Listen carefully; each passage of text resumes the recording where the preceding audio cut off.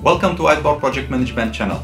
I'm Roman, and this episode is specialized to discuss all about scope creep. The definitions, the signs of occurrence, the acts, the recommendations. We will cover all these in one session. Before we start the session, make sure you are subscribed to the channel and you hit the bell icon to be notified with the all new released videos. Prepare your white sheets, grab your cup of coffee, and let's hit start to the session.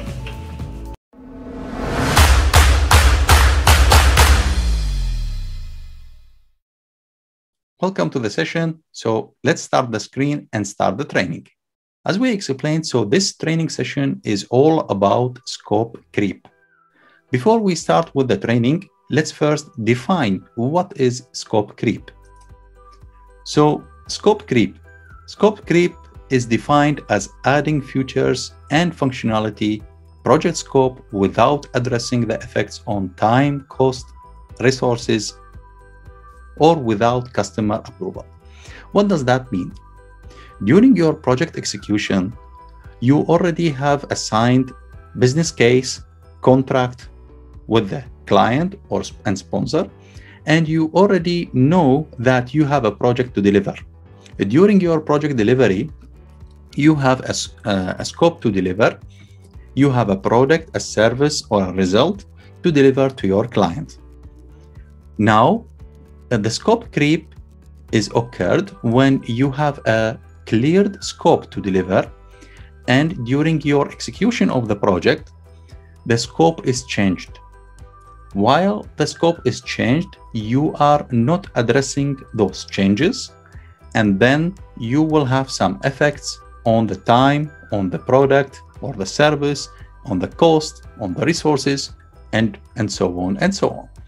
So let's go deeply and check what is the scope creep, when it will occur, what are the causes, what are the effects, and others. How does the scope creep occurs? So the major items how this scope creep occurs is the lack of scope definition. That means when you as a project manager had not defined clearly the scope of the contract or the scope of the business case. You don't know what exactly is required from you to deliver. That gives a big or a huge range to all stakeholders or the client to make changes which are not addressed. Okay, the second thing is the requirements and scope not managed. Means you know exactly what is the scope required from you, but you don't know how to manage this scope. Means there is a problem in your management rules, in your management skills, in your management of your company. You need to figure it out and solve it. The third one is the process of collecting requirements. Means you are not collecting the correct requirements, and then you don't know how to deliver the scope. Lack of sponsorship and stakeholder involvement. This is also a big reason of scope creep.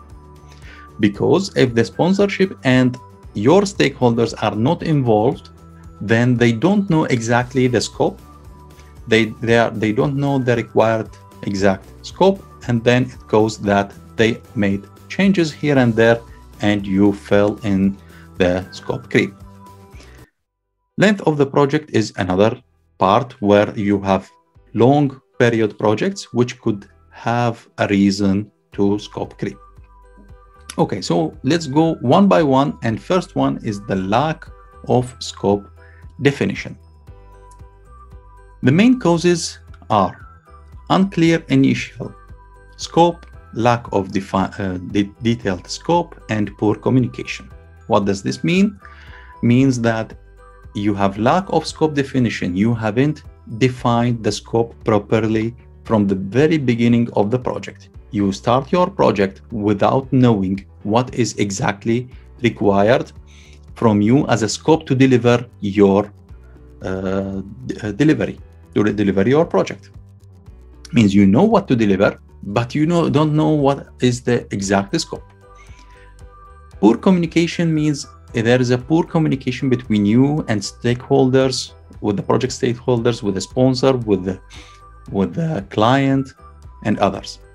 Lack of detailed scope means you don't know the details of each step of your scope. So the recommendations are: the scope statement must be detailed, and the scope statement must include the required scope and the out of scope items. At the beginning of the project, for you as a project leader or project manager, you need to have the scope statement plan. You need to have the scope statement of the project ready. You need to share it with all your stakeholders, with your client, with your sponsor, and get it approved from all those parties. The scope statement should include the required scope, the only required scope, and the only not scope which is out of items which are out of scope. That means your scope statement includes two main items: in scope, out of scope. Define it clearly in your scope statement so you will not fall into lack of definition of scope statement. So summary here, that the lack of scope definitions you need to avoid, so you will not end up to fail your project in scope creep. Solutions about lack in scope definition. So for a sponsor, you as a sponsor, you need to develop charters with specific product features. As a project manager, you need to create right scope statements with features in and out of scope. Also, decompose deliverables into work packages using the work breakdown structure. Those two items for you as a project manager you need to do. As a business analyst, you need to create scope models, and you need to define detailed and complete requirements. The next one is the requirements and scope not managed. So let's see how this causes and recommendations. So the main causes are lack of scope management, requirements without context not tracked, gold plating, and scope kill. We talked about scope management, that you might not be able to manage your scope because of some reasons. Project management tools, project manager tools, project managers responsibilities, project managers abilities, and others. Now, what is gold plating? Gold plating is when you make changes to the client free of charge. You make deliveries, additional requirements over the contract, delivered to the client without asking any changes, any additional time, additional cost, or others. This, in project management, we call it gold plating. Also, the scope kill. The scope kill is defined as when you are a project manager, your sponsor and your client is requesting from you to make changes. He is requesting from you officially to make changes to improve your product or your service. But because you are at the end of the project, or because you are under pressure of deadlines, which cannot be shifted, or the client doesn't accept to shift it officially by a change management, then you reject those changes and you end up with scope kill. Okay, the recommendations: project managers should include a change management process. This should be cleared and defined from the very beginning of the project. Clear rules and responsibilities defined for making scope decisions. Summary about requirements and scope not managed. Scope creep occurs when scope or requirements management doesn't occur. Solutions for requirements and scope not managed. As a project manager, include a change management process in the scope management plan and follow them both. As a business analyst, create a requirements management plan to be included in the overall scope management plan and follow it. Means you need, as a project manager, to make sure that your change management plan is approved. So let's summarize it from the beginning. You need to make a clear scope statement for the scope required and the out of scope. You need to manage your scope, and you need to ensure that you have the correct change management plan approved by all parties, and you follow those. Okay. Inconsistent process for collecting requirements. The main causes: sponsor view, scope drift, too many stakeholders. You could end up with so many stakeholders that you have lack of communication to share with all, and you don't have the time to explain to all of your stakeholders, or some stakeholders doesn't have the time or doesn't communicate properly with you, or they communicate but they don't understand the scope well. That could lead to the scope creep. Recommendations: establish and follow requirements process for scope modeling, analyze prioritization, traceability, and change management. So you need to have your prioritization about your scope. Create scope models and using the concept of progressive elaborations. Summary now about the process for collecting requirements. You can see that we need to ensure that we have all the scope monetized to ensure delivery of the scope. Solutions for both client and project managers: define requirements process related to the scope, analyze prioritization, traceability, and new requests. The new requests, which are the new approved requests, need to be approved, then you apply it in your scope as a new scope. You need to define the scope and requirements as well. Lack of sponsorship and stakeholder involvement. This is another reason of scope creep. So the main causes for this is the sponsor view and the project view. If you are not reviewing your project properly, if you are not making proper project review meetings, review reports, progress reports, you are not doing this, you end up that you don't know what is exactly completed, what has exactly been done, and you don't know the scope in which statement. So the scope will be fluctuating and you end up with scope creep. You end up with doing so many things which are not clarified, not required from you, and you are just doing it for free. Recommendations: sponsors should develop project charters to keep ownership where it belongs. Use project status reports that engage sponsors, and use the tools of responsibility assigned matrix, the responsible, accountable, consult, and inform. This is important matrix where you will share this with all your stakeholders.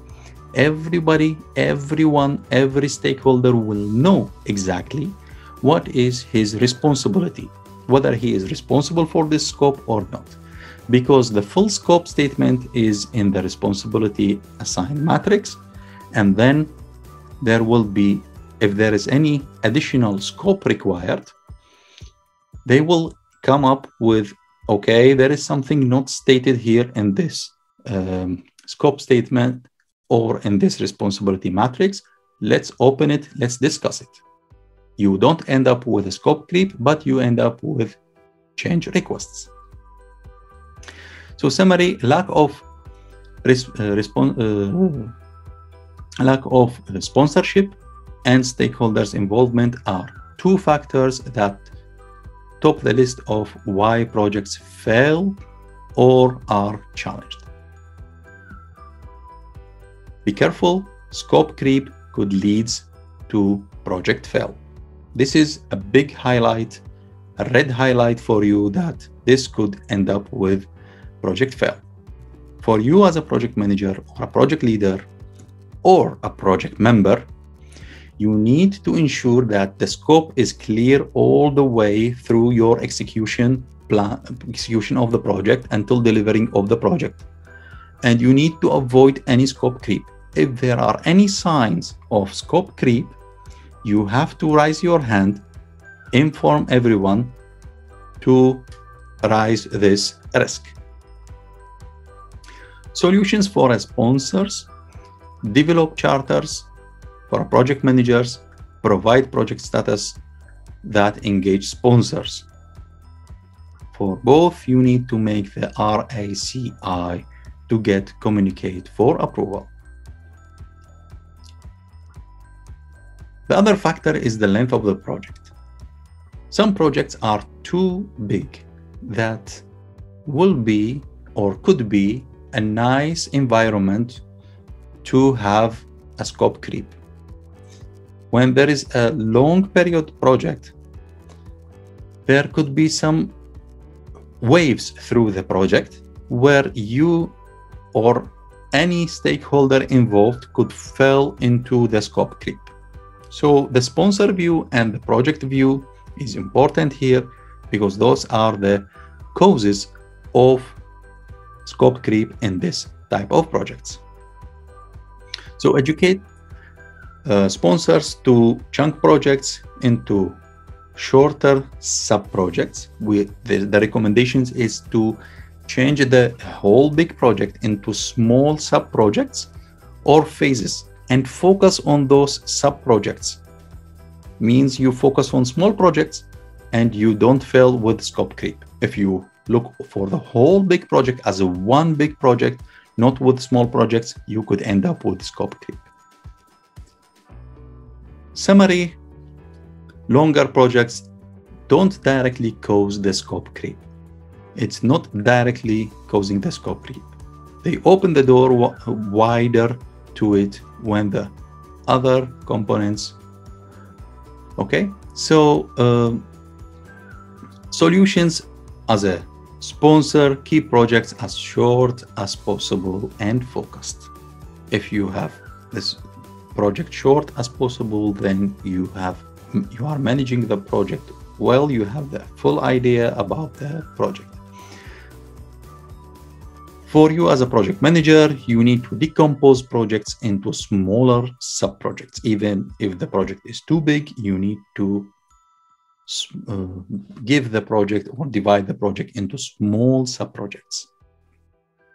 And close out sub-projects to maintain momentum and show results. Means when you have the small projects, you need to close those small projects so everyone will know that the scope, this type of scope has been completed and closed, and that's it. We go to the other sub-project, and there will be no things like things are still open. For example, or from real project, if you are involved in a project to deliver something to the client, you need an EPC project, engineering, procurement and construction project, and you are in the basic design phase of the project or a detailed design, and the client had just delivered to you the mandatory data for your detailed design. They informed you, they selected this type of material, or equipment. And based on those equipment, you have the data sheets and you started with your detailed design. You are delivering the detailed design documents to the client, and the client comes for a reason and says, I just purchased something else. They didn't inform you, they didn't ask you for a change request, and you just end up with redoing the detailed design documents according to the new datasheet for the new equipment. This is a type of scope creep. Or when the contract is not defining very well and you hadn't clarified from the beginning of the project, from the kickoff meeting, you didn't clarify the requirements of the scope with your client. At the end, you come to the client to deliver the deadline. There is no, let's say, the environment of the project is perfect for the project. The scope creep means there is a poor communication due to distances, due to lack of technical uses of the conferences, or due to change of different languages. So there is a very big lack of communication, lack of management from the client side or from your side, and there is no kickoff meeting proper have all these requirements. So this is the perfect environment for scope creep. Now you end up with delivering something, and the client repeated back to you as a claim, and he said, I didn't request this, I request something else. This is another type of scope creep. Okay, so now the risks and the impacts of scope creep. Simply in this screen, you can see that the cost and time will be increased. The cost and time, in all scope creeps, the cost and time will increase, while you will be decreasing the quality, you will be overstressed, and you will be decreasing the resource productivity. So as a summary, now the scope creep is a type of need to be avoided for all projects, and scope creep are the first fear of the project manager when he is executing the project. As a recommendation, first thing to do as a project manager, make sure that you have the scope statement, make sure you have the responsibility assigned matrix, make sure you have a change management or a integrated change control, and make sure that all these things are reviewed and approved by the client. Everything will be set, these things, in the beginning of the project and the kick-off meeting. And while executing your project, make reviews to the project, reports of the project, progress reports and progress meetings, and keep communicating with all your stakeholders. Those are the major things which covers the scope creep to avoid you to fall into the scope creep.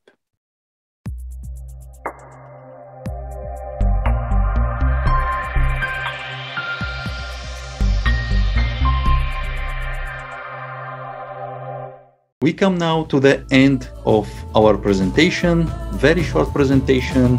I went quickly through the scope creep so you can understand what is the meaning of scope creep, how to avoid, and what are the signs when this occurs. If you like this episode and you would like to see more episodes, make sure that you are subscribing to the channel and you hit the bell notification icon to be notified with the all new release videos. Thank you and see you in the next episode.